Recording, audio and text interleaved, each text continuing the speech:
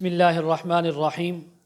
خواب میں برف کو دیکھنا، خواب میں بہت زیادہ برف دیکھنا، خواب میں تھوڑی سی برف دیکھنا، خواب میں برف کو جمع کرنا، یا اس کے متعلق تمام تعبیریں آج اس ویڈیو میں بیان ہوں گی۔ ویڈیو کو توجہ سے اور غور سے سننا ہے۔ حضرت علامہ ابن سیرین رحمہ اللہ نے فرمایا ہے، خواب کے اندر برف دیکھنا غم، دکھ، تکلیف اور مصیبت آنے کی تعبیر ہے۔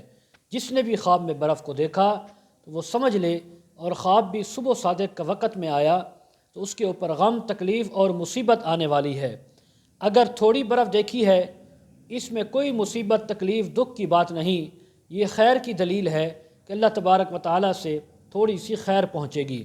اگر برف بہت زیادہ دیکھی ہے تو پھر دکھ، تکلیف، رنج اور غم پہنچنے کی تعبیر ہے۔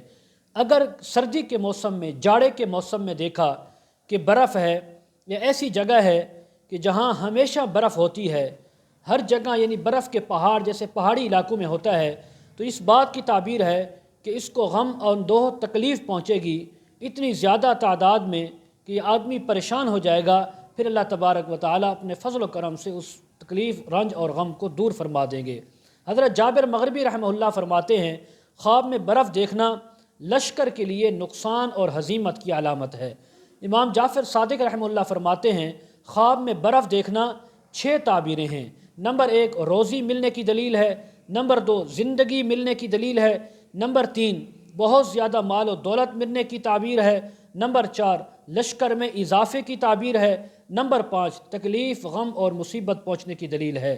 اور اگر دیکھے کہ یعنی گرمی کا موسم ہے اور اس نے برف دیکھی ہے تو دلیل ہے کہ حلال مال جمع کرے گا، اللہ کی طرف سے حلال روزی اس کو میسر ہوگی، اور یہ آدمی عیش و عشرت سے، خوشی سے اپنی زندگی گزارے گا اور بہت زیادہ اپنی زندگی میں نفع پائے گا۔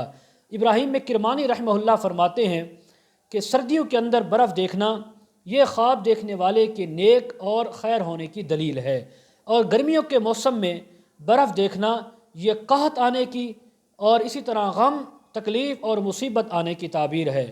اور اگر کوئی آدمی دیکھتا ہے کہ برف کے موسم میں، گرمیوں میں برف کھا رہا ہے اور وہ آدمی بے وقت کھا رہا ہے، کھانے کا وقت نہیں، گرمی یا اس کو نہیں لگی ہوئی، تو پھر یہ اس کے اوپر مصیبت آنے کی دلیل ہے۔ خواب میں برف باری دیکھتا ہے تو یہ اللہ کی طرف سے اس علاقے پر نقصان اور اس علاقے پر تکلیف آنے کی تعبیر ہے۔ تو ایسے آدمی کو، ایسی خواتین کو چاہیے توبہ استغفار کریں، اللہ کی راہ میں صدقہ کریں، خیرات کریں، تاکہ ان بری تعبیروں سے آدمی بچ سکے، انسان محفوظ رہ سکے۔ وآخر دعوانا ان الحمد للہ رب العالمین۔